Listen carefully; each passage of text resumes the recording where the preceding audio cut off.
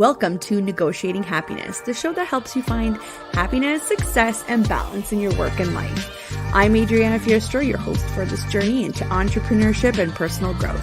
We're broadcasting live on 107.7 and 105.3 FM in New Orleans as part of the United Public Radio Network. We explore the latest strategies, insights, and stories from successful entrepreneurs and experts. From managing stress to building a thriving business, we've got you covered.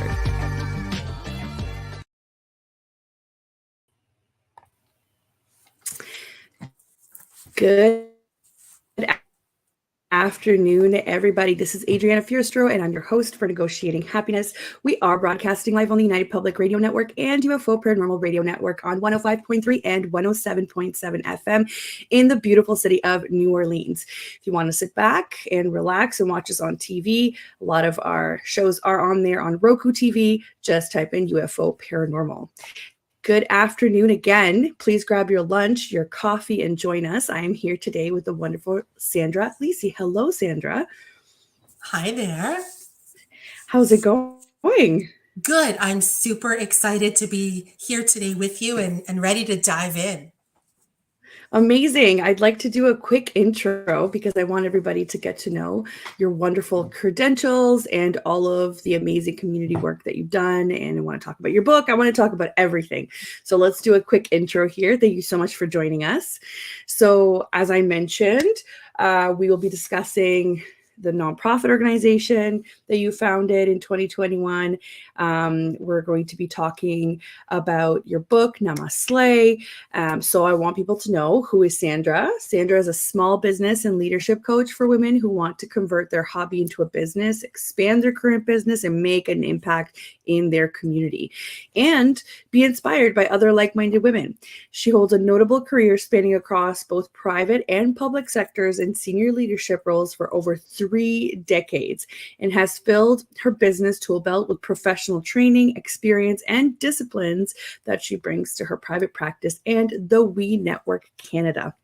Community is important to Sandra, and through her nonprofit organization, the City Society, she continues to be actively involved in providing support to the women and children who have fled domestic abuse and are living in the Greater Toronto and Hamilton area women's shelters. She's also a 2022 best-selling published author.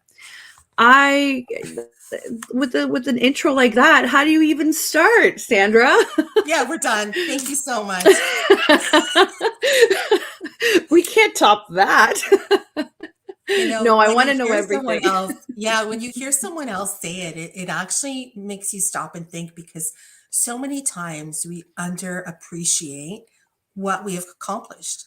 We're so busy giving accolades to everyone else that when you sit back and listen to someone talk about you, you're like, yeah, I did do all those things. That's pretty cool. Exactly. There is no way that you can't, admit that. And it's so funny because we're our own worst critics. So a lot of the times we're still not happy with what it is. But you're right. When you hear other people say it, you're like, oh, okay. All right. I can be okay with this, Absolutely. So let's talk a little bit about how involved you are with the community, with the nonprofit organization work, and just tell me how you got there first. That is one of my passion projects. And as so many, you either contribute to food banks or you volunteer within the community. But there's a particular women's shelter that is not far from where I live. And it is a women's shelter that takes in women and children who are victims of domestic violence or have been trafficked. And early on in 2020, when all of the world started to change a little bit into the latter part, I stopped and really thought about how being in your home with your abuser, locked in, would really impact the level of domestic violence that was happening already. And, for the rest of us, being locked in your home with people you love and actually like was challenging at times. So I couldn't imagine being locked in your home where, the spousal abuse is taking place and then people were losing their jobs and just the amount of violence increased. But there wasn't that you know, detachment where someone left the home to go to work, etc. So the shelter started to see an increased number of crisis calls. And I thought, it's just really a terrible time. And it was coming up to February of 2021. And I reached out to the shelter in my area and I said, how can I help you? And they have an on site food bank that not only do they use for the residents that live in the shelter, but they also support women and children that have left the shelter and now are in an aftercare program. And this particular shelter supports over 400 people that have moved out and are now, rebuilding their life, but they're still using the supports of the shelter. And they said our food bank is completely dry. So if you think about it, throughout the year, there's typical peaks in donations to food banks, Thanksgiving, Christmas, but there's all those months in between that people really, it's not top of mind because there may not be active campaigns. And so the shelter said, our food bank is dry. We literally have enough food in here to last us another 3 weeks. Wow. And I thought, like, how terrible. Like, this is essentials. This is food. These are not luxury items. This is non-perishable food, personal hygiene products. And I thought about it, and I usually get my best ideas. Don't judge. Sitting on the couch, if I'm, channel surfing or binge watching and my mind wanders off. We all do, though. There's no judgment here. We all do. Or in the shower, or in just the times where you can actually have a moment's peace, right? The shower ones are the worst because you have nowhere to write it down. Even on Yes. the steam on the glass, you can try it, but it's coming off. Yes. Um, so I just thought, the month of February is upon us, and Valentine's Day. How cool would it be to show the women and children living in the shelter that we love them and we care about them? And they're our neighbors, our sisters, our friends. And so I decided to create a campaign called the Love for All Women campaign. Mm-hmm. And I thought I'm going to use social media to do this. And I reached out to, I don't know, 15, 16 people through social media, introduced myself, said, here's what I'm going to do.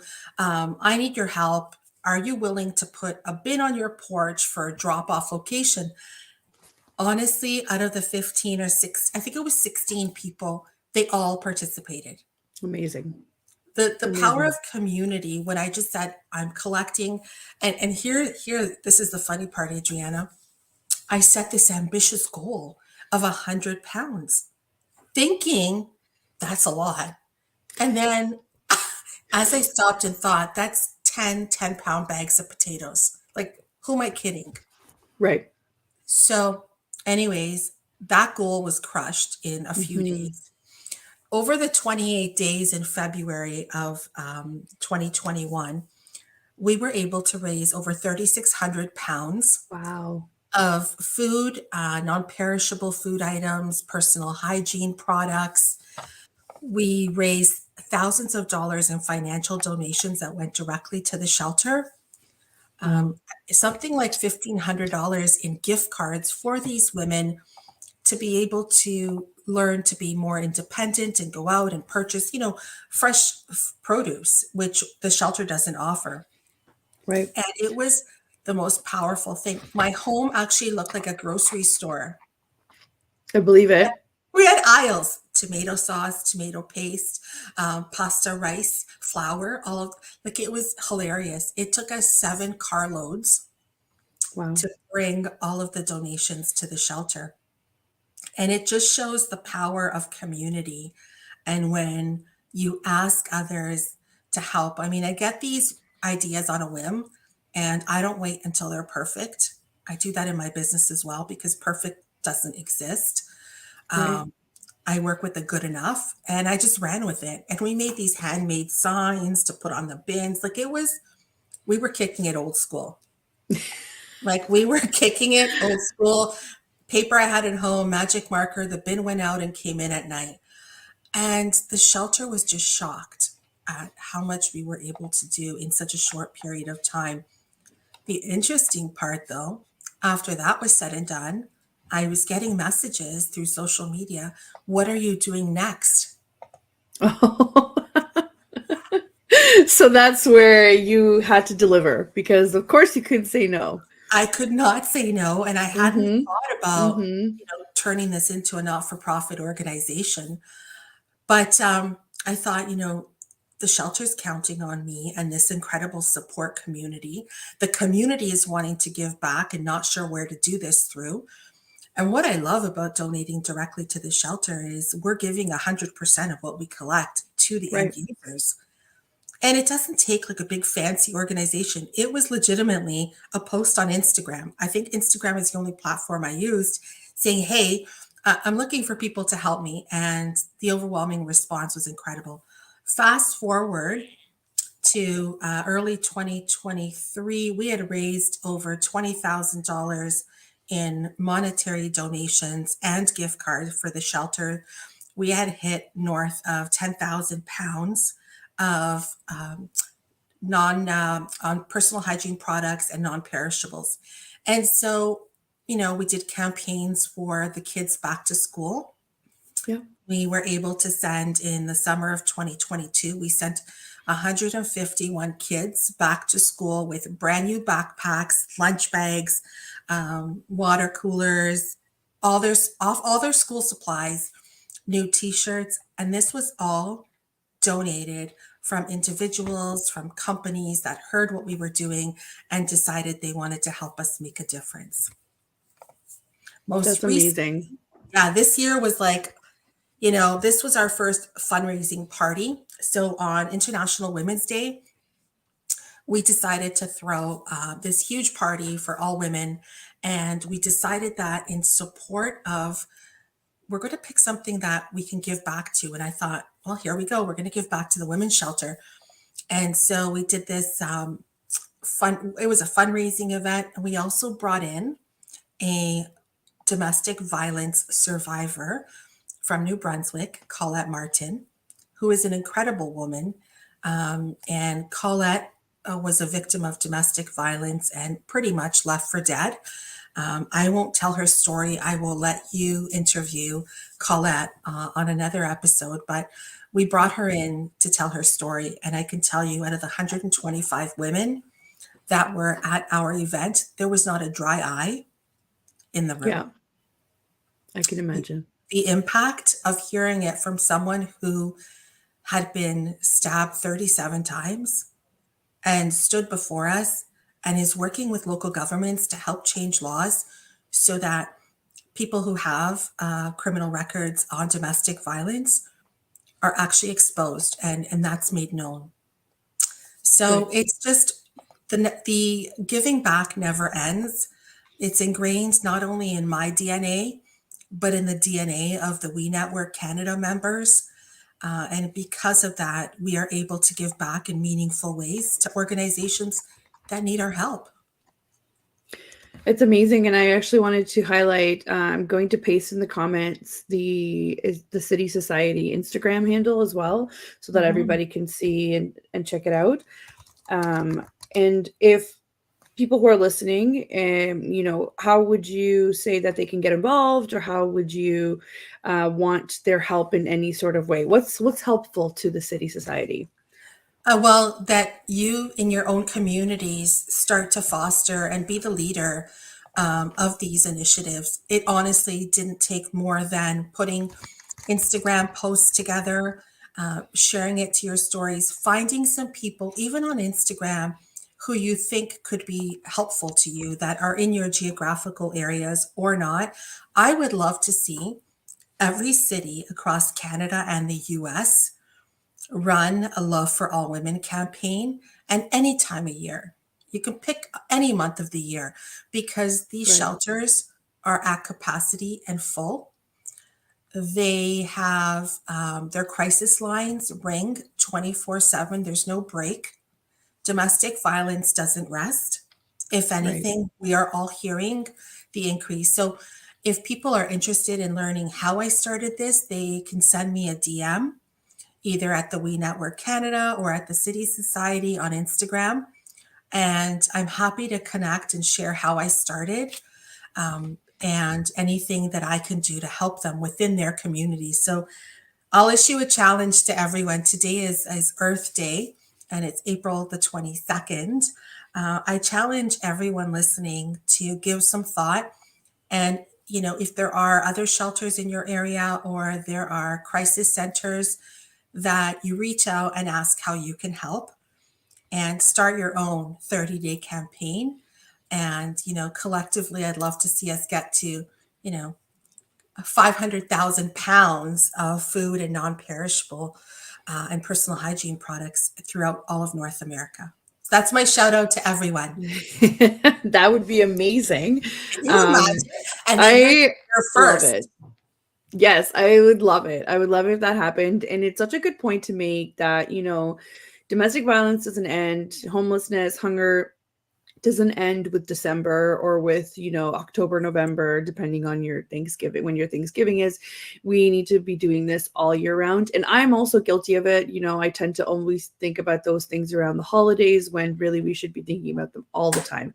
So, and it's especially hard now too, because the prices of everything have gone up. I don't understand how people are living. If I'm struggling, how is everybody else doing? Like, you know what I mean? Like I I never had to do certain things before, right? And I mean, let's go down to couponing. I mean, when I was on mat leave or whatever else, when money was tight, for sure, couponing was a thing, but I was still able to get what I needed to get. And these days, it's like, how is everybody doing? How is everybody making it out there? So I can't imagine what the shelters are going through right now. So that would be amazing if people wanted to join us on a challenge. I can gather things. I can get involved. Just let me know who else is in and we'll do it. That's fantastic. Another way, because when we think about non-perishables, there are healthy options as well, but Yeah. there are foods that have tons of preserves in them, and they may not be the healthiest of choices. Another option is if you're at your local grocery store and you purchase a gift card. Whatever amount you can afford to donate, you purchase a gift card and you drop it off at your local shelter. And that will allow them to distribute it to families that use their services, and they can go buy the fresh fruit and vegetables that Right. they not necessarily would get from a shelter food bank. They would get those at a local food bank, but if they're relying on the shelter, for example, they may not get those fresh items. So a gift Right. card is always, and you can buy it specifically for the grocery store in your town, in your city, and give back that way if you don't have time to do a campaign or Yeah. you want to do a financial donation. If you don't go out for lunch one day a week, so the average lunch out would be $15, let's say. You At least. at least, right? I'm being Yeah. conservative. I'm not doing the fancy, Yeah. the Yeah. fancy lunch. But even a drive-through these days is costing a fortune. Let's not go there because Not that I should be going to drive-throughs, however, Same. but that at the end of the month, that's $60 that you saved from bringing your own lunch that you now Yeah. have been able to put food on someone else's table. Yeah. I also want to say that I am part of this subscription that comes from local farms, and I get a box of vegetables and fruit for $20. It could be weekly, it could be bi-weekly. It is amazing the amount of food that comes in. So if you wanted to get involved that way to make sure that somebody else is getting this, like you're donating a subscription to that, that would be amazing too. And that would totally support local farms, local produce that would otherwise maybe go to waste. And it's usually produce that's not pretty enough to go into the grocery stores. Not that it's not good enough. I can vouch. We get everything, and it's amazing. And I keep looking at it. I would have bought this stuff at the grocery store anyway, right? So that's also another option. The gift card, I think, is a great idea because it gives people the choice, and you always want to have more of that, right?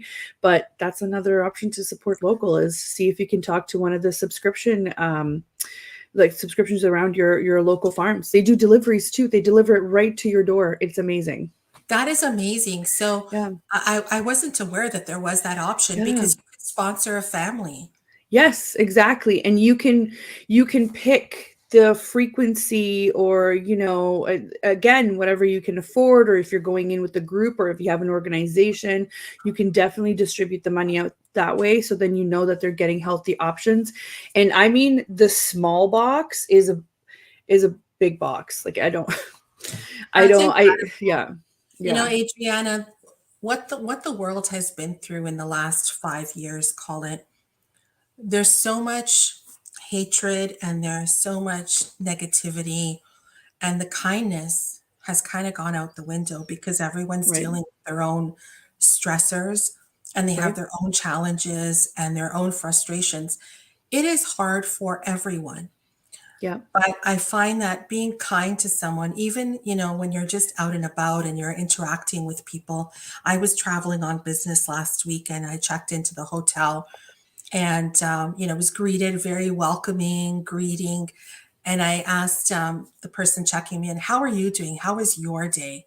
And they Hmm. were almost taken aback that I asked them, like genuinely asked them how their day was. And that means so much, because we never know what battle someone is fighting. We never know what goes on in their homes. And we don't know if they are going to work hungry, going to school hungry. So, as you can see, I'm super passionate about this. Yeah. I love it. And Also, one last thing on the shelters, we oftentimes forget kids eat so much. Kids are always hungry. Yeah. And the summer break is coming up, which means that they will be going through a lot more food than they may be going through during the week when they were in school. So my other ask is to reach out to your local shelters or support centers to ask, how you can help, because come the end of June, they're in a desperate need for kids snacks in particular. So that is something that is really popping out and has every June. The shelters need extra food because kids are extra hungry in the summer. I totally get that. It's funny. I was having this conversation with another mom, and they said the same thing. It's like, oh my God, every 5 minutes, it's like, can I have a snack? Can I have a snack? What do you do at school when you can't have a snack every 5 minutes, right? But it's just the nature of it, right? So Yeah. that So is can a you very imagine, good point. yeah, having your children home and asking for a snack and essentially having empty cupboards? That's Right. heartbreaking to I me. know it is. It is, especially when, the kids need to be protected. Kids need to be, we have, I can't even, just thinking about it, it's making me very emotional because I picture my child and he's 3, right? I picture his sweet little face in this situation and it just breaks me because if I didn't have anything in my cupboards, I I don't know what I would do. What do you do? Right? You have to go to with your local resources and maybe some of us are more privileged than others because we live in areas where those things are more accessible. So if you are in that kind of a situation, reach out to people. People will help you. I know that there's a lot of negativity in the world, but if I can help somebody like that with something, so but like it's a basic necessity, I will. So there are a ton of people out there who are willing to give a hand or volunteer their time or doing pickups, drop-offs, or actually just buying you a meal. Don't just make friends, say something, Yeah. we want to And help. if anyone watching this episode or listening to us live, if you are a victim and you don't know where to turn, you can even go into your local hospital. You can go to your local church, regardless of your denomination. You can visit your local Yeah, church.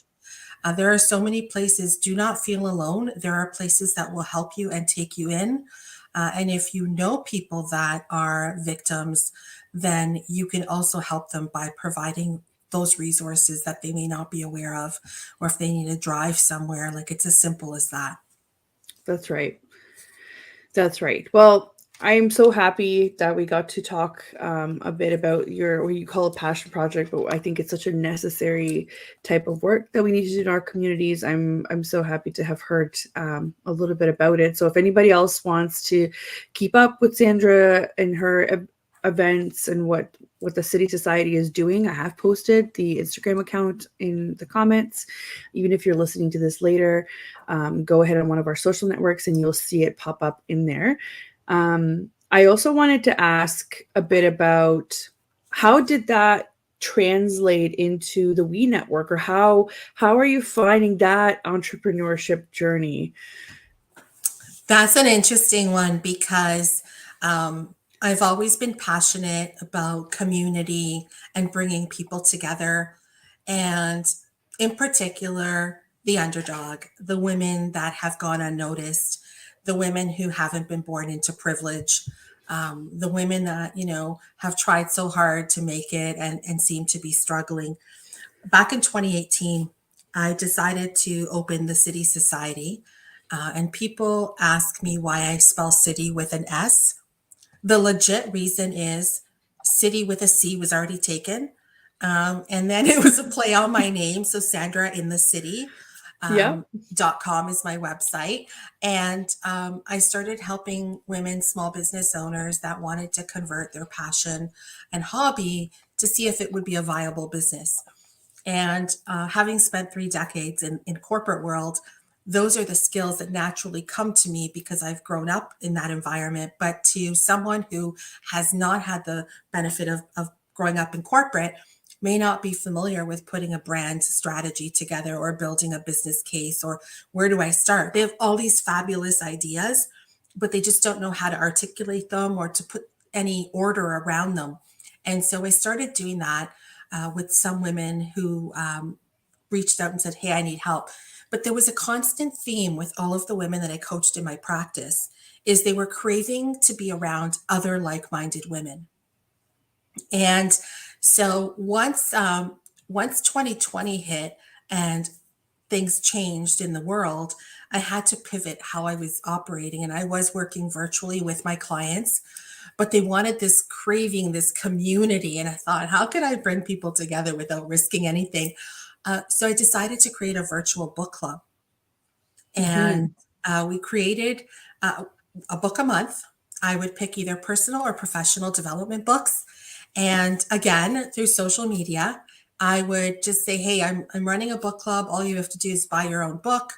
We're going to have Zoom sessions." And it was on Monday nights at 8 p.m. Once kids had been fed, bathed, and put to bed, that women came together and talked about the chapters that they had read. And I purposely selected personal and professional development because that's what I had been hearing from women. So these Monday night book clubs became like a party in themselves. From like I believe that. I believe that. people were like, "You gave Mondays a whole fresh meaning." And that was amazing. So every Monday night we'd run for 4 weeks. Whenever we missed a Monday night, or when a book ended and there was a lull in between, I was getting text messages like, "I'm so lonely. I miss Monday nights. What are we reading next?" This book Yeah. club, on average, there were about 15 women each month that Mm-hmm. were part of this book club. And from there, again, it was so obvious that people wanted a sense of community. They wanted to be part of something. And coming out of that whole era that we went through with the pandemic, I thought I've always wanted to start something like this. And I kept thinking about it and thinking about it. And I said, "You know what? I'm not waiting anymore. I'm not waiting until anything's perfect. I'm going to do it." And I decided at the end of 2022, I'm doing it next year. I don't know what it's going to look like, but I'm doing it, and I'm going to do it big. And so at the same time, Amazing. I had met Maria, who's the chief operating officer of We. And Maria and I are both published authors, and we met through our publisher. I said, "I need a wing woman. I can't do this alone. I need someone to help me navigate." And, the beauty in that is in forming these partnerships is that you bring different skills to the table and you don't have to do everything on your own. No. Anyways, that is what led to the start of We. Gotcha. Okay. I have so many follow-up questions. I'm just going to do a quick station ID for anybody that's just tuning in halfway through here. We are here with Sandra Lisi from the We Network Canada, and we're discussing anything from nonprofit organizations to books and entrepreneurship and pretty much community and what is involved in being a part of community. So I'm really excited for this episode. And we are here on the United Public Radio Network and UFO Paranormal Radio Network at 105.3 and 107.7 FM in New Orleans. And we're also streaming on all popular platforms. Hoping if you guys are just tuning in now that you're going to go in and listen to the episode on anywhere you want to do it, iTunes, SoundCloud, whatever works for us.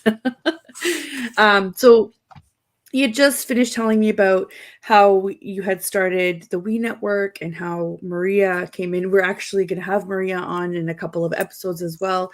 I found you guys on Instagram, so I'm super, thankful that I did, because it is a really genuine, genuine community of women.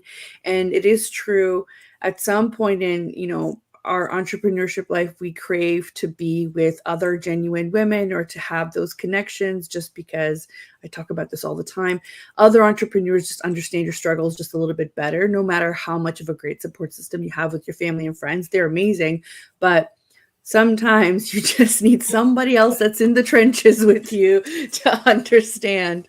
So I'm super thankful that I found your group, Sandra. And every time I open this group chat, I either learn something new or I see new faces that I've never seen before, and it makes me want to go, oh, hey, what do you do? So it's doing its job of getting us all connected. And I have to say, I did attend one of your events in person as well, not just on Zoom or Google Meet or whatever. And it was at your house, and it was wonderful.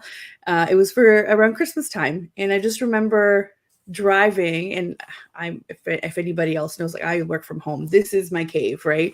So actually leaving my house is exciting, but also nerve-wracking sometimes, because I knew I was going to walk in there and I didn't know anybody. And I have to say, within the first 5 minutes, it was kind of like, this feels so natural. So that was super welcoming. And then, thanks for having us in your home. It was lovely. So that's my experience with the We Network.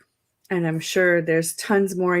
I know you do a lot of events at stores or small businesses that are opening up their spaces to people. So that could be kind of interesting. And can you give me like an area? I know it's Vaughan, Toronto, kind of. Sure. Yeah. Yeah. So I'm just gonna thank you for that, Adriana, because it's so important that we get feedback. And you just, I have chills because I wanted to do that. Yeah. Go ahead. I love it. Because that is the whole point of the We Network Canada. It's not about me. It's not about Maria. It's about we collectively. And we have zero tolerance for bullying. We have zero tolerance for disrespect. And we set those rules very clearly at the beginning of anyone's membership with us. And so to date, we have 70 women, all small business owners across Ontario. We go as far east currently as Bowmanville, north to Simcoe County, and as far west as Kitchener, Waterloo, Cambridge, and Hamilton is where we go as far to. But we really accept women from all areas. And yeah, people, we do have in-person monthly meetups. So the last Wednesday of every month. And to your point, we try to host our monthly meetups in our members' spaces. So we're bringing the community to you. If people do have a space, if people don't, we do have a space that's been provided to us. But there's one thing about making virtual connections, but there's a whole other groove when you get to meet people in person. And these women, they hug each other like they're long lost cousins that they liked. Yes. That they liked. Very important distinction. Right? Very important distinction. Yeah. Yeah, no kidding. Because, you kind of see those family members. That's a whole other episode. But these women come together and they have essentially the very same entrepreneurial DNA.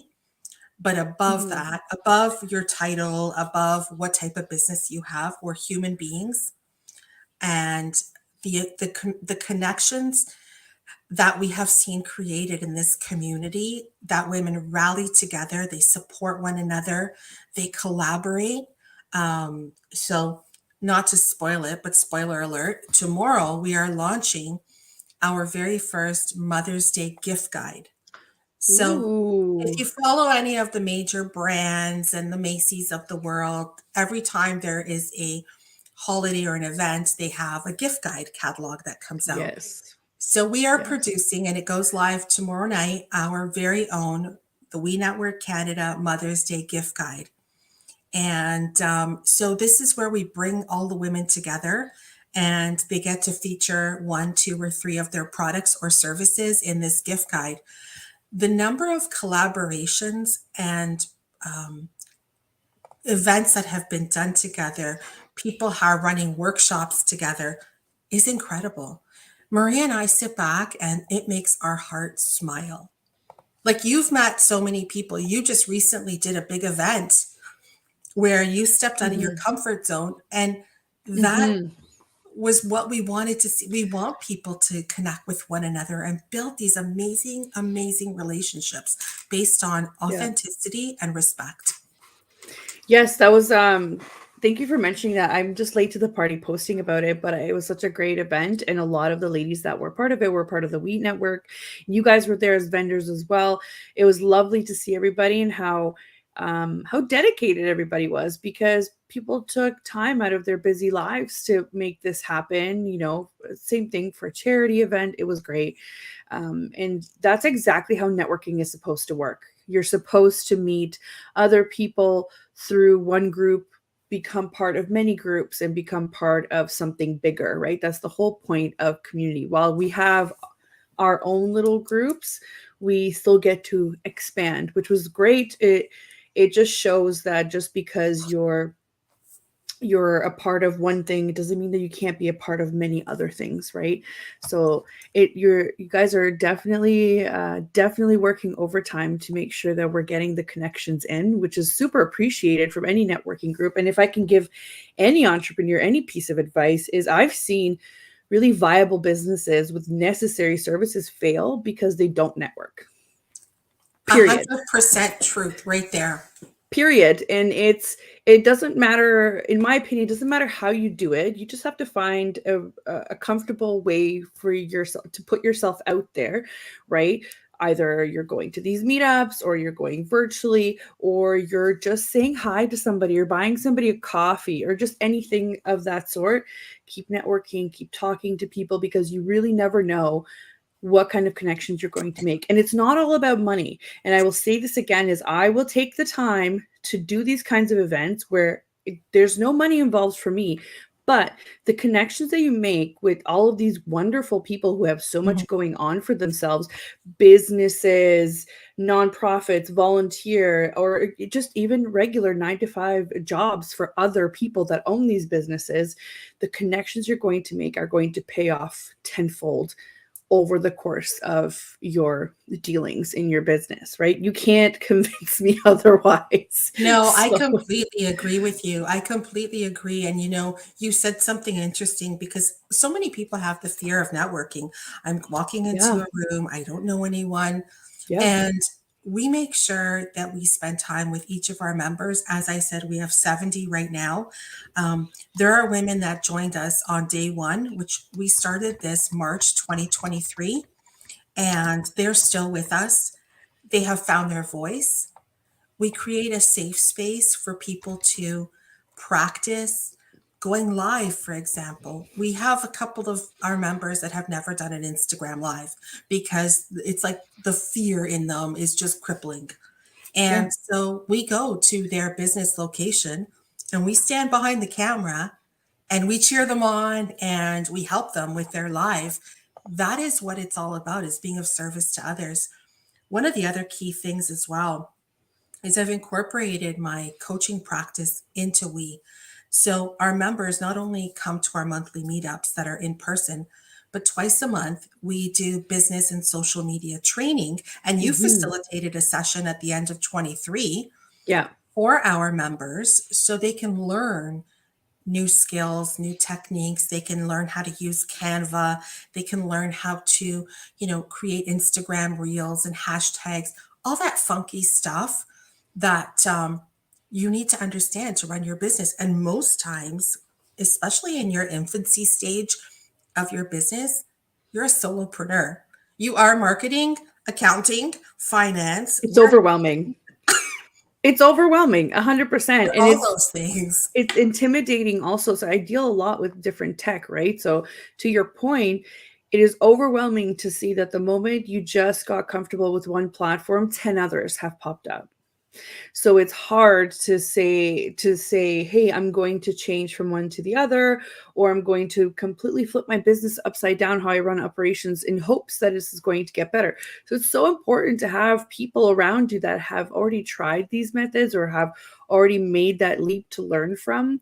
I'm always happy to give people recommendations. I do believe that, there's a stage in your business where you have to DIY things. Even though I'm a service provider and I do those things for people, I will gladly give out the information to say, if you think that you can handle doing this, give it a try.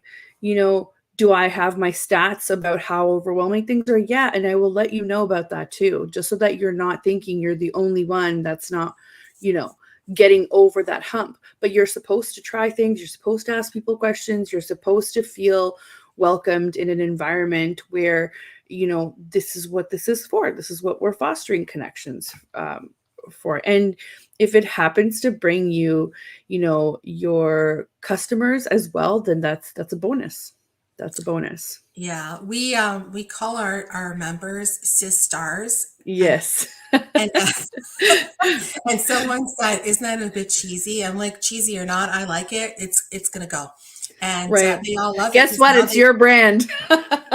That's yeah, the that's beauty the of it. beauty. This is Yes. our business. We can call it whatever we want, but Hmm. now they call each other sis stars. Which is cute. It's very cute. I do see it in the comments. It's very cute. So Yeah. it's just, it's a Yeah. welcoming place for people at all stages in their journey. We even have a couple that have started one business and they are not sure that it's going to work out for them. They may want to pivot. And we encourage them because there's nothing that says you have to be one thing for your whole life. You have to do one thing for your whole life. That is a conditioning that has to be undone, um, because you Yeah. don't. You could be many things. Yeah. It's your life to live. Right. So to that point, Sandra, if you're comfortable, share what your career path was like. How did you what are you doing either at the same time or before that you're now, a founder, a connector, a coach? What were you doing before? Well, I've always I've always had many things on the go in addition to a full-time job because I just have this curious personality and I just, you know, don't think I need to be just one thing. But Right. early on in my career, I started off in the financial sector in banking at a very young age, right out of school. And so I really had to work really hard Hmm. because I didn't have a formal education. I didn't have a post secondary degree in a discipline that would be in finance. I went to college, community college, after I graduated high school. And to be quite honest, I always felt that that was something that would hold me back, not having that formal degree, that MBA or multiple MBAs. And really let that limiting belief hold me back. But I worked extra hard. I worked my butt off and I started moving into management roles and I started to move into different areas of banking. And I started to realize that all of my hard work and my curious mind and my willingness to learn and to get it done Yeah. was what was going to carry me through. Yeah. And I mean, I spent 2 decades in the financial industry. And I ended that in a director role. So I was in an executive role. And I remember one of my leaders had said to me, probably 5 years before that, you're really, I transferred to a new division in the bank. And this is like a high profile division. Everyone had umpteen degrees, and here comes little old me with all my experience, but I didn't have those formal credentials. Like I just had my name and my signature line. I didn't have like the ABCDEFG kind of thing. Yeah. But it was a limiting belief that I had that I needed to have that to be good enough. And I worked for an amazing mentor, and he said to me, "Why are you so quiet in meetings?" And I said, "Well, I don't want to speak just to have my voice heard, because you know that there's one in every meeting that just needs to repeat what everybody else is saying." Yep. Yep. And I thought to myself, you know what? That's not who I am. I have a lot to contribute. So I am going to speak up. And it was the next meeting we had as a large unit. It was so scary, but I just sat up straight in my chair and Yeah. added my 2 cents and Yeah. kind of gave myself a little high five. And that was the start of the unstoppable. That's right. And I just wanted to backtrack because what you said there is really valid. This limiting belief had to have started somewhere. And it's because people tell us these things, right? I remember being in school and being told, go ahead, go to university, get your degree. You're going to have a great job. You're going to be able to pay your university, loans right back. That's not how real life works, unfortunately. And while I'm very thankful for the fact that I do have this higher education, it's not in anything to do with small business or tech or anything of that sort either. And we need to stop telling kids that they need to go through these hoops in order to become something that they want to become, or something quote unquote good or better. Do I think that education is important? 100%. But we need to let them figure out which path they want to take, because I hear the story a lot of, I didn't think I could do it because I didn't have the proper credentials. And I don't think people realize, but at the end of the day, these proper credentials are also determined by your peers or by people who just happen to be in those roles, right? There is not some divine rule book of you have to have XYZ degrees in order to do XYZ. That doesn't happen. It's usually, unless you're in a regulated profession like law, medicine, or anything else. But if you are in this entrepreneurial journey, especially because that's what we're usually catering to at this point, right? Then try things. Stop listening to people of no, when they start a sentence with no, you can't do that because, right? And instead flip it around and say, if I had that, I could do this, but also I have this. So what else can I do? It's so important to break those Yeah. limiting beliefs, because like you said, even with those, you were able to break free and get to a point where you're like, hey, I know what I'm talking about, right? But imagine if you could have done that earlier, right? That's the whole thing, Adriana, is, Yeah. and I'm first generation Canadian. Mm-hmm. And my parents came to this country for a better future, as many immigrant For families sure. moved to the promised land so that their children could have a better life, a better education, live in a country that has so much potential.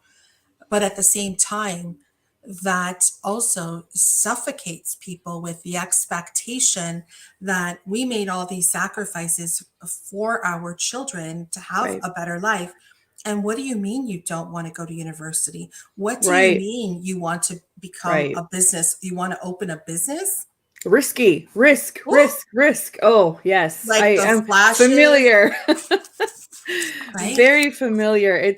We're on the same page about that for sure. I also we're getting near the end, but I really want to hear about your book, Namaslay. Please tell me all about Yes. it. Well, this is perfect segue into Namaslay because it does talk about my professional journey and my challenges, and also the limiting beliefs that I had of myself that held me back from being where I am today and being living in my true purpose and living by my rules and my way. And so Namaslay, it's a compilation with, I believe it's 11 or 12 other writers. And my chapter is about my career journey, but also Mm, with some challenging personal issues I faced throughout that. Because, people will tell you all the great things that happened, but they'll leave out all of the nasty.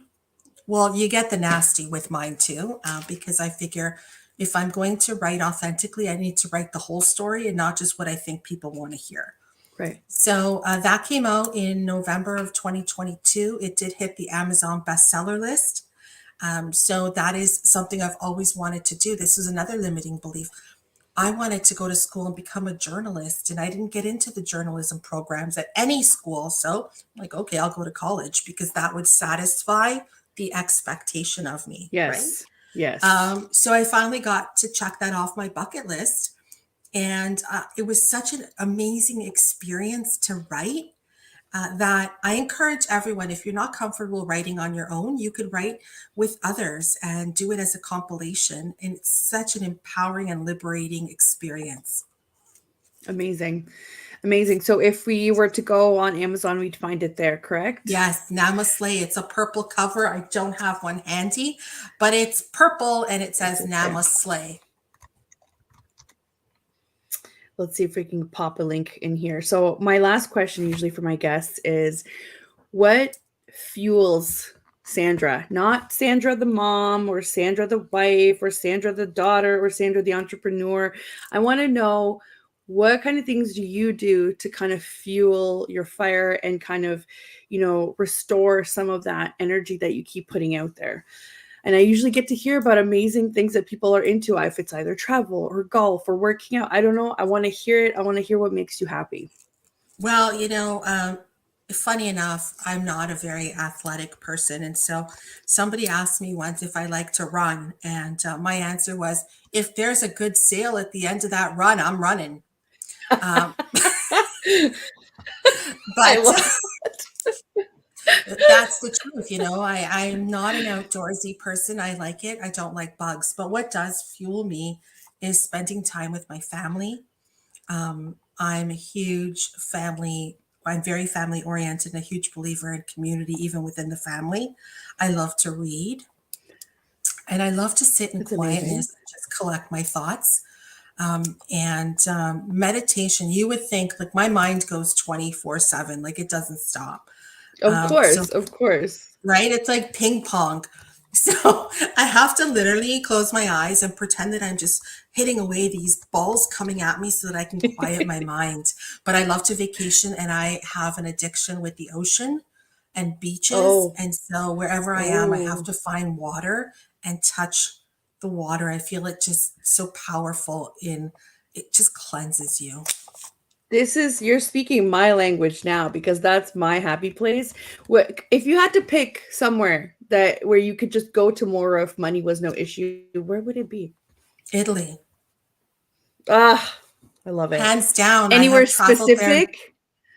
Yes, the south of Italy, the Amalfi Coast. I would go to Oh, Capri, um, Positano, amazing. that Oh, whole coast, yes. and I would just even to Sicily and to Calabria, the water and the food and everything about Italy. My first trip there was it was in 1987, and honestly, I left a piece of my heart there because it's so magical. I I can't even begin to tell you how amazing that sounds. And Italy is very beautiful. I hope to go back. I've only ever been around Rome and surrounding areas, but that sounds amazing, south of Italy. So are you planning anything? Do you have anything, booked? What's going on? Tell us about your happy plans. So my happy plans are we're continuing to encourage women to join our community, but we also on the weekend launched a pay as you come attend monthly program. So because we do all of for any member, we do all of your sharing of social media. We offer you training twice a month. We'll host an Instagram live with you. We do the in-person meetup. Some people only want to come to the in-person meetups and they're not interested in all the other services that we offer. So we launched that. So it's like a pay as you attend program, which is really great. And that is also on our website.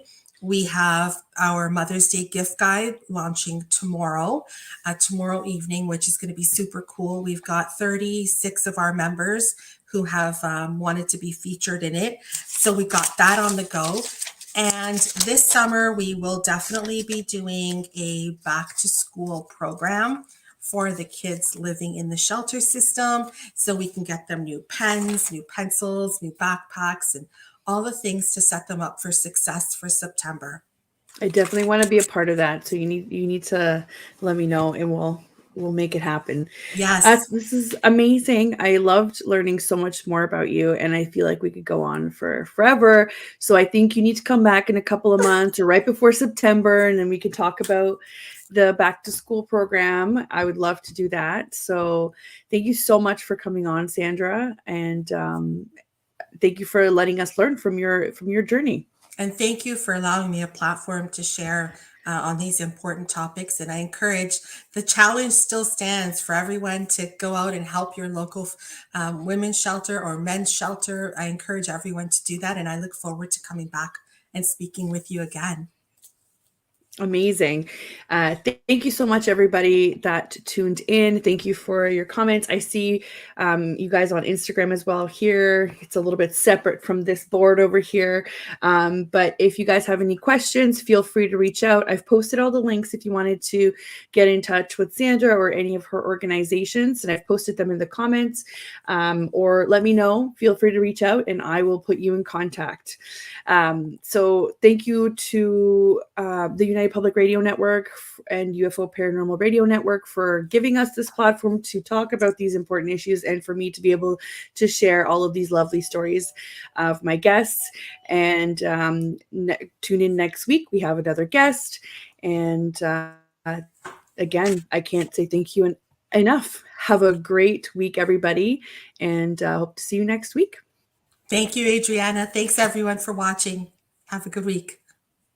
Thanks.